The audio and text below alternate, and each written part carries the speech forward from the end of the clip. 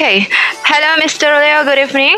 Hi, it's good evening there. I mean, it's still afternoon now. Oh yeah, it's the afternoon there. So sorry that we are Yeah, in different country. Okay. So yes. welcome to the Sefeo podcast this afternoon for you and this Okay. evening for me. Yeah. Okay. So I really appreciate your spending time with me. Okay, and joining our podcast session. Hopefully, what Oh, we can that's share okay. this evening will be useful for the listeners, including me. Okay. Yep, sure. Well, because it is our first meeting, can you please tell me about yourself? All right. So my name is Leonardo. I mean, you can call me Leo. I'm actually from Indonesia. I live in one of the cities in East Java. And I've been in the UK for about a year now. I moved out to UK in 2021. I think it was in April. Then, yeah, I mean, I'm currently, work and study here. Where? Oh, sorry. It's like well, I actually live in a small Yeah, town. where It's do you called. study? Can you mention the university?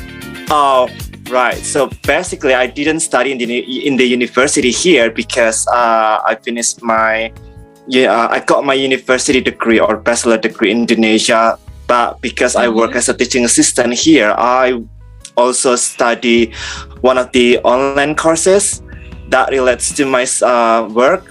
So it's like a level 3 teaching assistant course. Oh, I see. That must be Yes. great. Oh, Okay. yeah. I mean, So it's you all can tell me a lot experience to about me. your experience assisting the teacher there. Right. So being a Okay, teaching right. assistant here in the UK is actually something new to me because I did not know about this before until I actually came here. So basically, what I do as a teaching assistant, or we call it TA, is just supporting the teachers to maintain the classroom, and then Mhm. assisting the students, especially when they are struggling in understanding the lessons. And then sometimes we have like one of the students who have autisms or learning disabilities or difficulties. So sometimes I work in a small group. Sometimes I work with specific children. So it's like working one-on-one. And then if the teachers call in sick, and he or she is not able to attend the class, then it will be my job to cover him or her, be a teacher on that day, and then I mean teach the students in general, and then helping the teachers in with marking the students exercise or worksheet. So so that's most of the things that I do as a TA or teaching assistant here. Wow, that's really great. It means that actually we are in the same position. I'm also All right. assisting a Oh, students okay. here Yeah. to learn English, of course. But the Good, difference good. thing is that my students are still the beginners of learning English, so Okay. that's my biggest challenge as well. And Yeah. your students are really great at English, right? Yeah. Because they So, are all native speakers, right? yeah, it's because they are all native speakers. Okay, so what is your biggest challenge you face while assisting the teachers there? All right. So one of the biggest challenge while working as a TA here is that when I have to deal with the specific students or children that have challenging behavior. So I have to make sure that they do not disturb the classroom. I have to make sure that they understand the lesson, and both me and the teachers are able to achieve the learning targets or goals. It's not always easy, and especially when the children are have disabilities. For example, like either they have autisms. Sometimes you have to figure out like uh,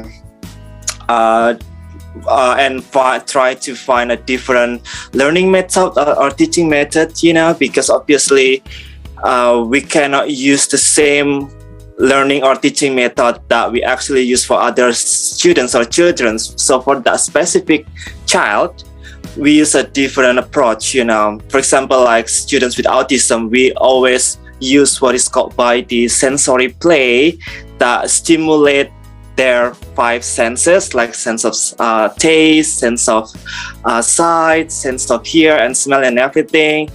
And then sometimes we have to work in a different room because students with autism, they can be overwhelmed with a lots of noises, surroundings.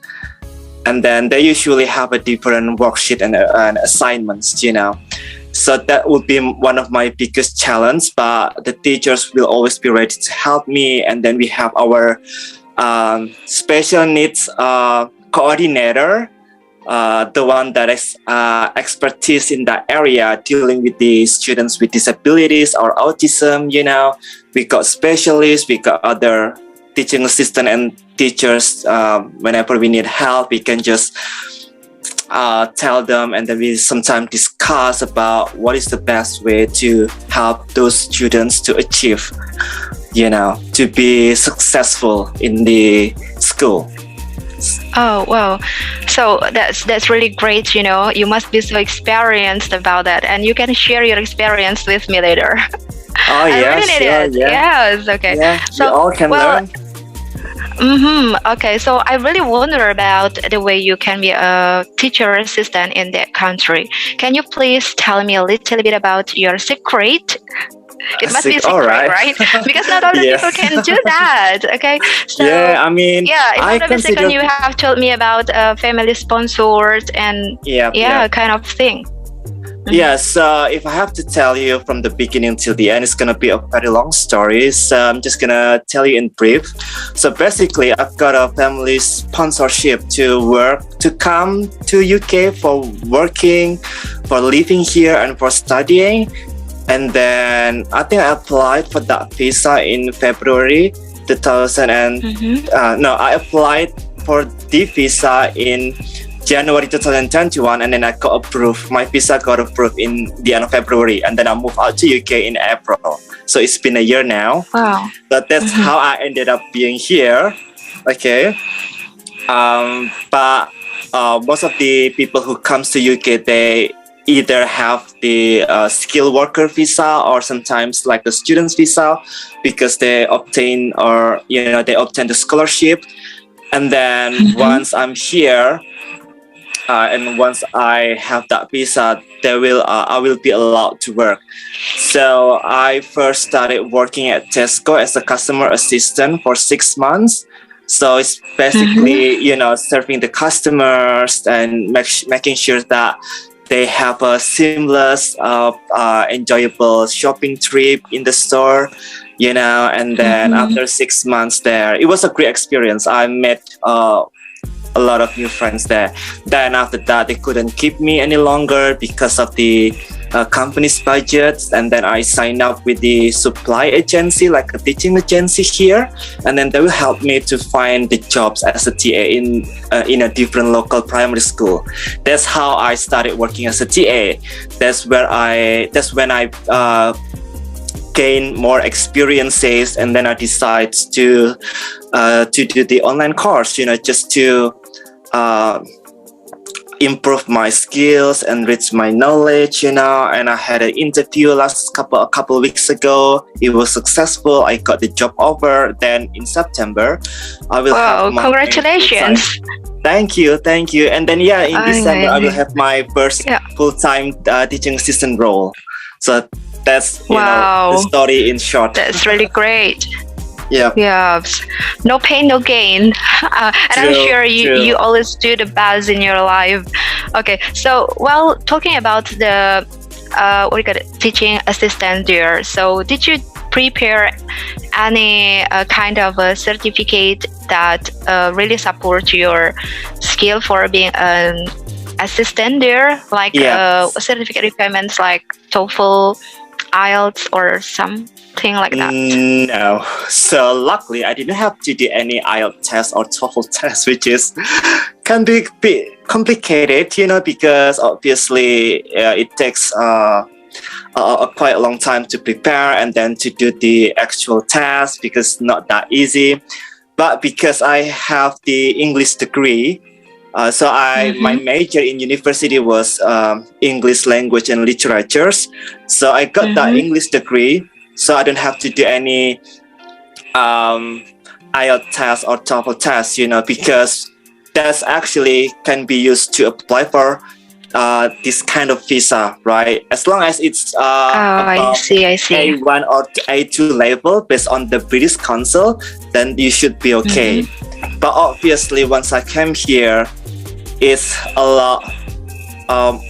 lot more complicated than I thought, because of the local accents and everything. So I was kind of struggling to understand what they are saying. But now it's a lot better and easier, I guess, because I got used to it. And luckily, I got the experience as a teacher in Indonesia. So that helped me to apply for teaching assistant job here, because I already got 4-year experience working with children or students in primary school. But yes, I mean, if you want to be more successful, then you have to do a course here. It could be an online course like a level 3 teaching assistant course, and then you can do any courses that the local college or university offer. So yeah, I mean, you definitely need to do it. Okay, all right, and so, well, let's talk about your daily activity in that country, because it might be so different from Indonesia.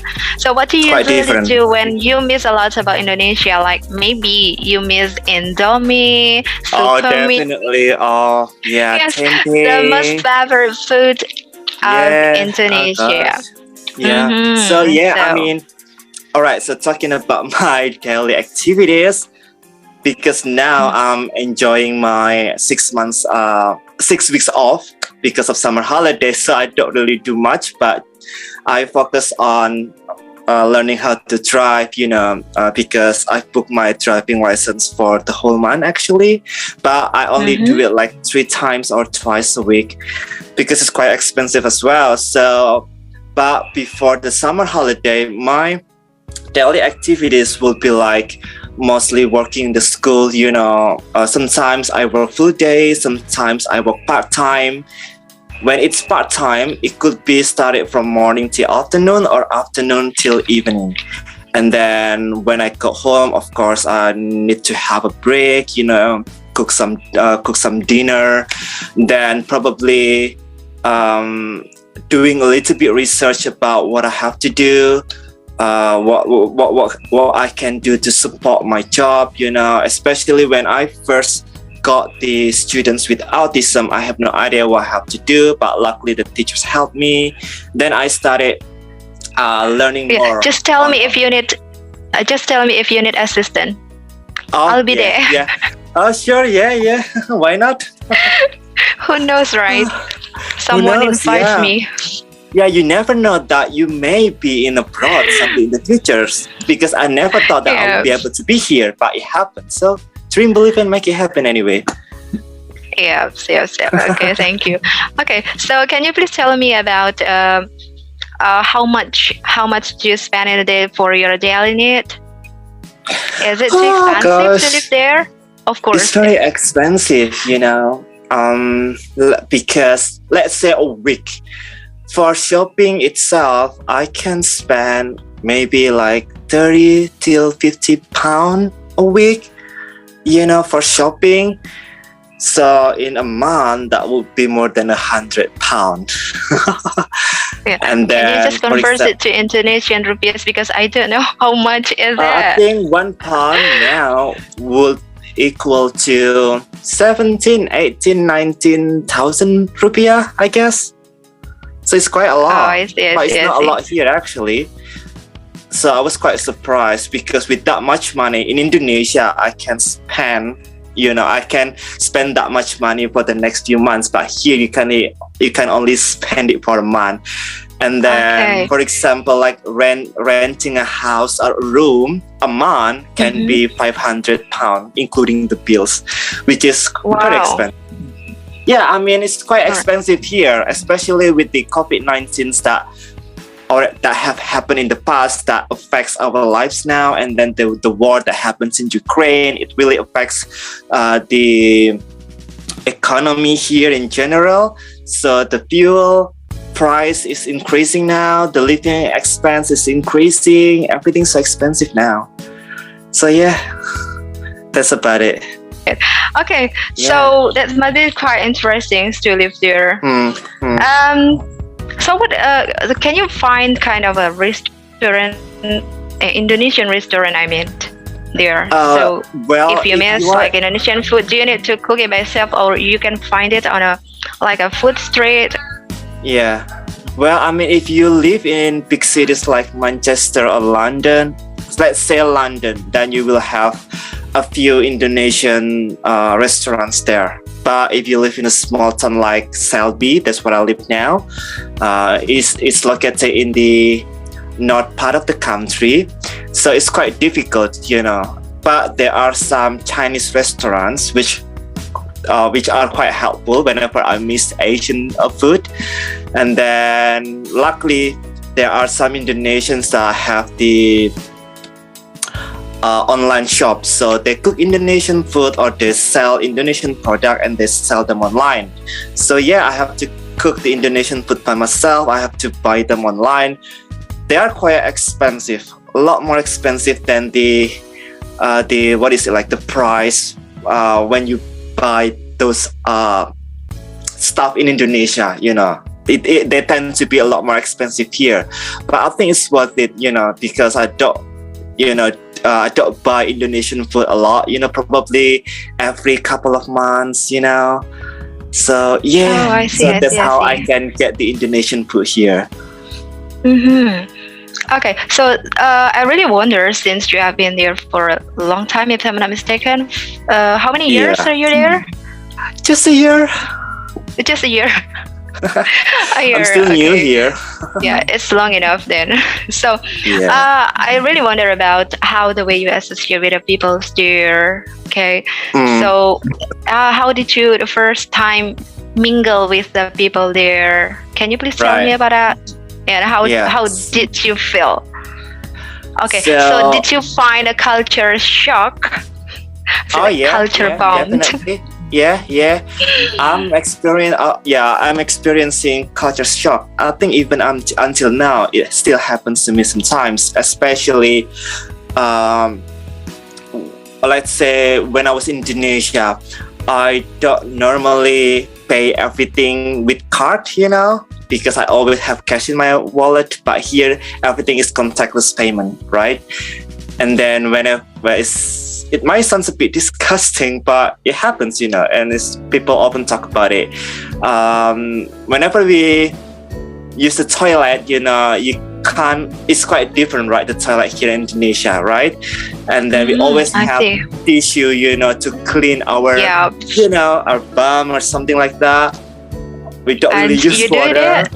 Yeah, and then oh my god, they always drink from the water tap. They always drink water tap, right from the water tap. So you just have to start off switching on, and then the water running, and then you just drink it. I can't do it. So until now, I'm still buying mineral waters and just keep them in my cupboard, There's nothing wrong with that. I mean, the water is clean. It's just the taste that, the taste is just a bit different and weird, I would say.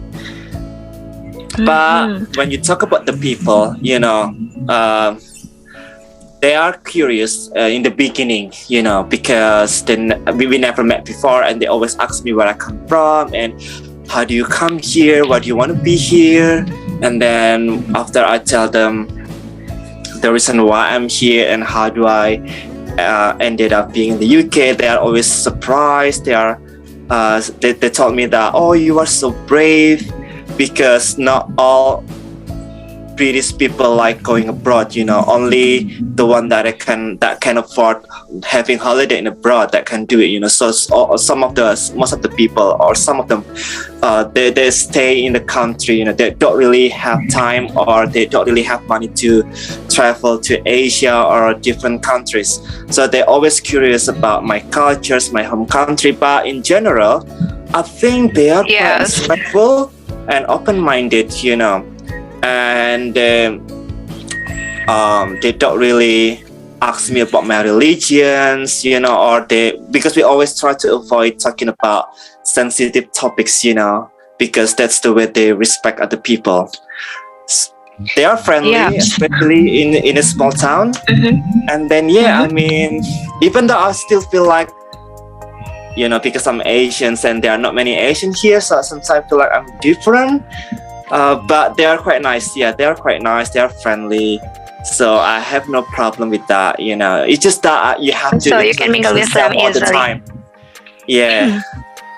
Yes. Okay. Yeah. Yeah. Who knows? Later you wanna share with me your friends, dear. Oh yeah. Yeah, because I need more friends to practice speaking English as well. Yeah. Okay. Yeah. So let's talk about the different seasons, dear. How is the weather right now? The weather here, because it's summer now. A couple weeks ago, we had to deal with the heat wave, which is really crazy and horrible for a lot of people here, because they do not get used to with the hot weather.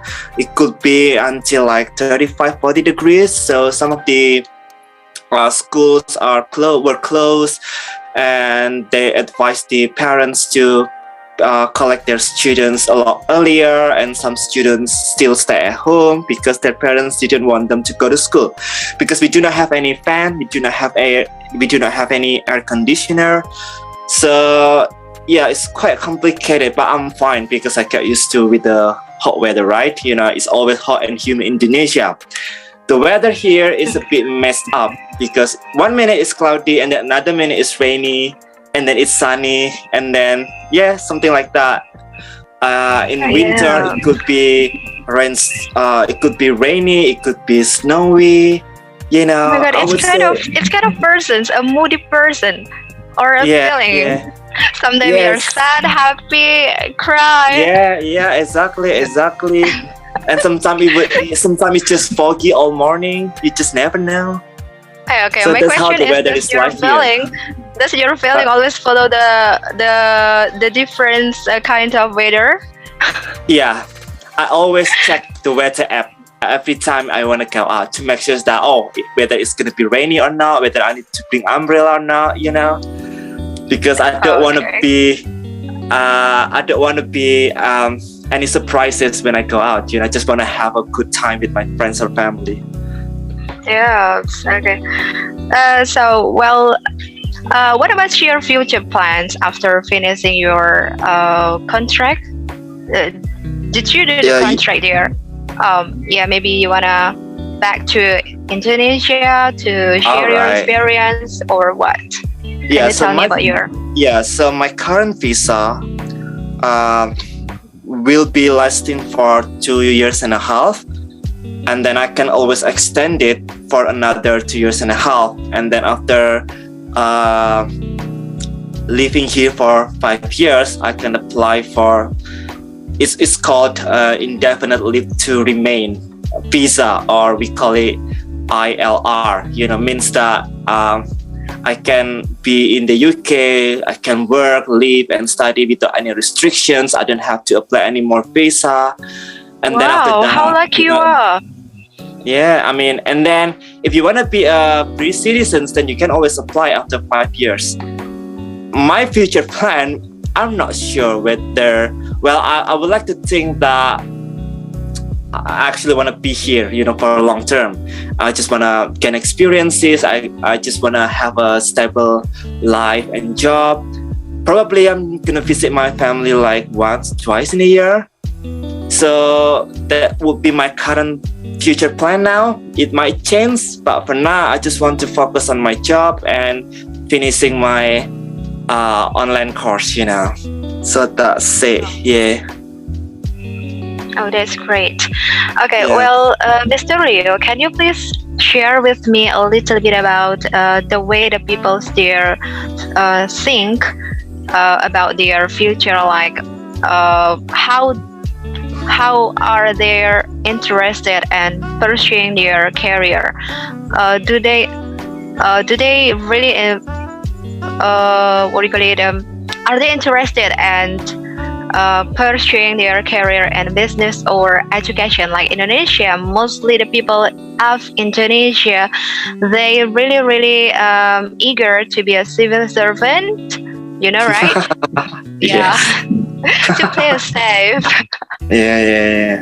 Yeah, and the second one is most of us are eager to get a what do you call it, a high education to be a like a teacher, lecturer, professor, Mm, doctor, and stuff like that.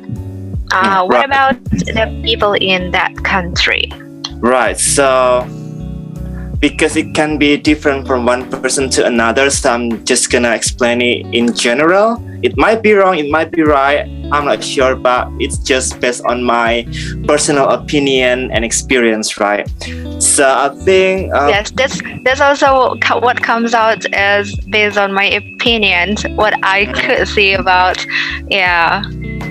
yep, right. So I think the people here, they are a lot more mature than the people in Tunisia, especially because when they are turning into 16 years old or when they are 17 years old, their parents will let them to decide what they want in their life, what they want to do in life, you know. And then if they have boyfriends and girlfriends, even though they are still under 20 years old, or maybe they are still quite young, sometimes they decide to live together, you know.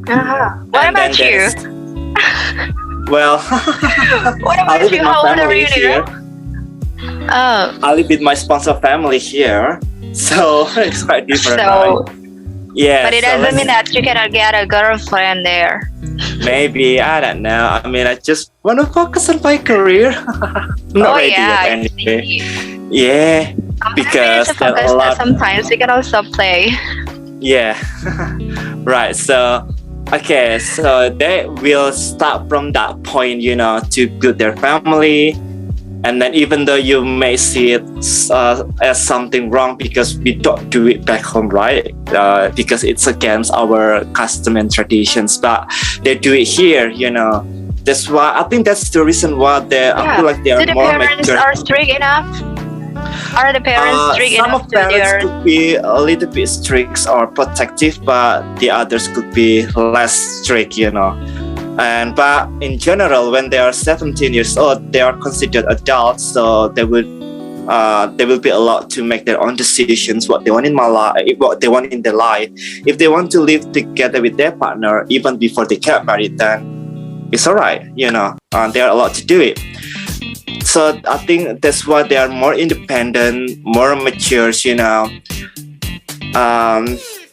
Also, when it comes to educations, because I think the education is free from nursery until secondary school, if I'm not mistaken. So that's why there are a lot of people that actually have chance to pursue their educations, you know, until secondary. Then sometimes after they graduate from secondary school, some of them might continue to study in college or university, and the others may just jump into their work life, you know, because some people do that. Their main focus will be being independent and have a stable life, you know.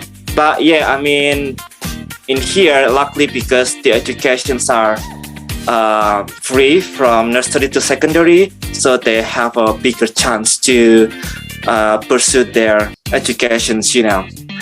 And then when it comes to jobs, I'm not sure, but there are not many British people that are interested in working in hospitality or working as a farmer, you know, because or working as a nurse, because or a doctor, because what happens now, the country is struggling to hire more doctor and nurse, and some of them usually foreign people, you know. they immigrate from their home country to work as a nurse or doctor here. Mostly from India. I mean, and then in the hospitality, there are not many British people that is interested in it, or working in the airport. So mostly will be the immigrants that actually work in that sectors or fields, in that type of jobs. And I think they are more interested in having their own business, working in the office, or looking for jobs that can pay them much salary, as we all do, as we all want. So yeah, I think it's a bit different. I'm not sure about people here being civil servant.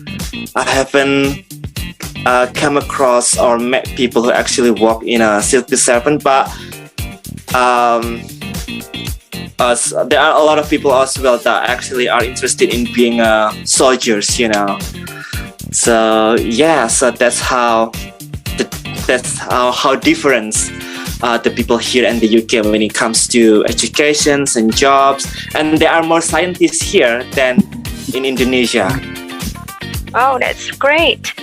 Yeah, because the government facilitates the scientists to conduct the experiments. Do you yourself to be a scientist?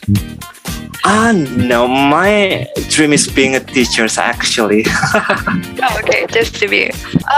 Thank you so much, Mr. Leo, for your time. Hopefully, thanks for having me. I'm actually, so I have honored. so many It's really questions nice to meet you.